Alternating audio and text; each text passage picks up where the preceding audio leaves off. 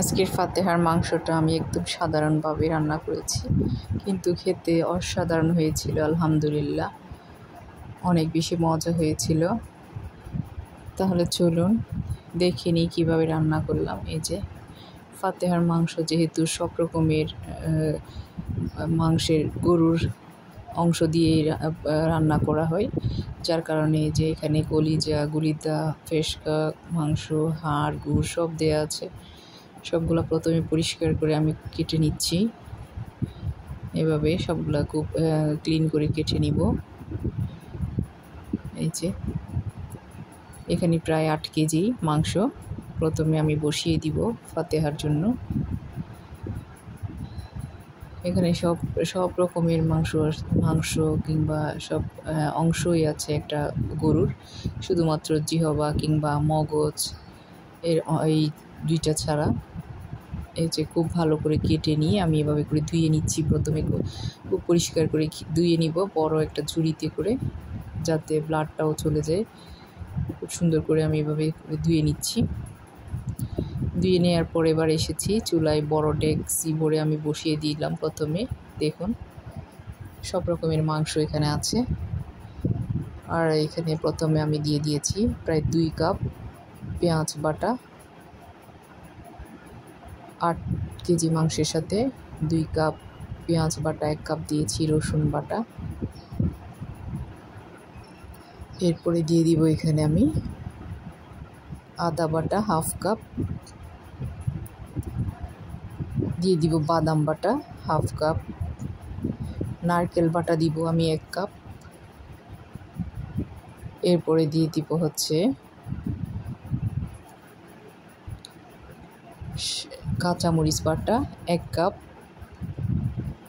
এখানে কয়েকটা 10-12টা দিয়ে দিয়েছি লং, 10-12টা দিয়ে দিয়েছি দারচিনি পিস টুকরো আর কি, 10-12টা তেজপাতা। যদিও আমার সব মশলা একসাথে করে করা, গরম মশলার মধ্যে সব রকমের মশলা দেয়া থাকে।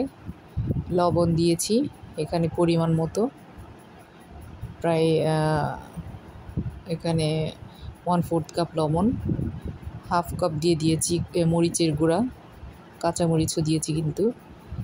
আর 1 কাপ দিয়ে দিয়েছি এখানে গরম মশলা। আমার সব রকমের মশলা একসাথে এখানে করা আছে, যার কারণে আমি এক্সট্রা আর কোনো মশলা দিব না। এটাই দিয়েছি, প্রায় 1/2 কাপের বেশি হবে, 1/2 কাপ থেকে বেশি হবে গরম মশলা দিয়েছি। তারপর দিয়ে দিলাম হলুদ 1 টেবিল চামচ। আমি রান্না করতেছি আজকে সরিষার তেল দিয়ে, 2 কাপ সরিষার তেল দিয়ে দিয়েছি।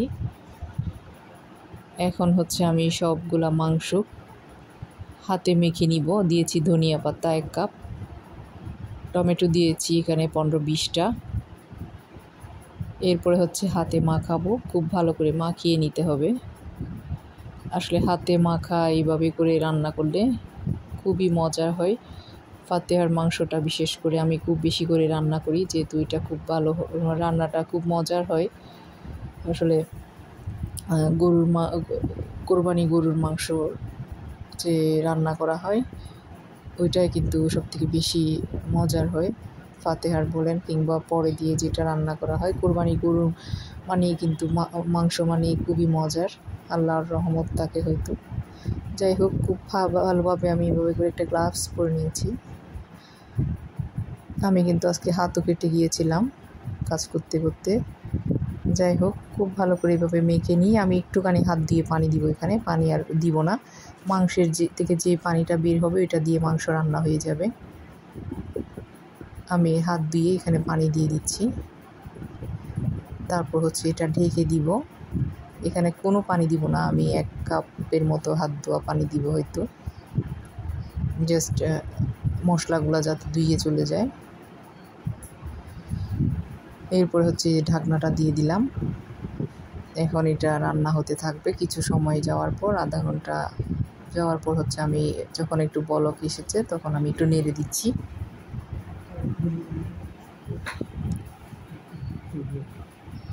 এই যে ভালো করে নেড়ে দিতে হবে। কিছুক্ষণ পর পর আসলে এভাবে করে রান্না নেড়ে চেড়ে দিতে হবে আর কি। নেড়ে দিয়ে আবার ঢাকনা দিয়ে দিব।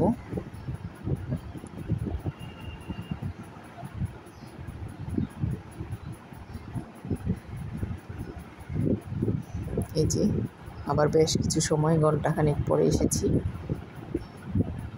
ঘন্টাখানেক পরে এসে আবার আমি আর একটা ইনগ্রেডিয়েন্ট দিতে ভুলে গিয়েছিলাম, সেটা দিয়ে দিচ্ছি। এখানে 1 কাপ টক দই আছে।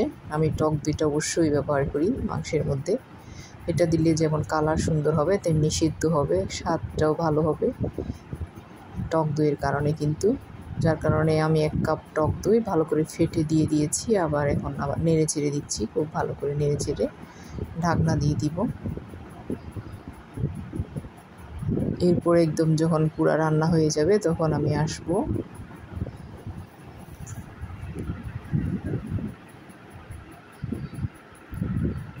একটুখানি লবণ চেক করে দেখব। আসলে আমার সব এইভাবে রান্না করতে করতে আমার আইডিয়াটা হয়ে গিয়েছে, যার কারণে আমার দেখা যায় যে সব কিছু পরিমাণ মতো হয়ে যায়। এই যে চামচটা আমার বাবার হাতের, এটা দিয়ে ওই বড় ডেক থেকে কিছু নিতে অনেক বেশি সুবিধা হয়। আমার কাছে খুব ভালো লাগে এই চামচটা ব্যবহার করতে। যদিও আমার বাবাকে ছাড়া এই বছর প্রথম আমরা কোরবানির ঈদ আর রমজান ঈদ উদযাপন করেছি।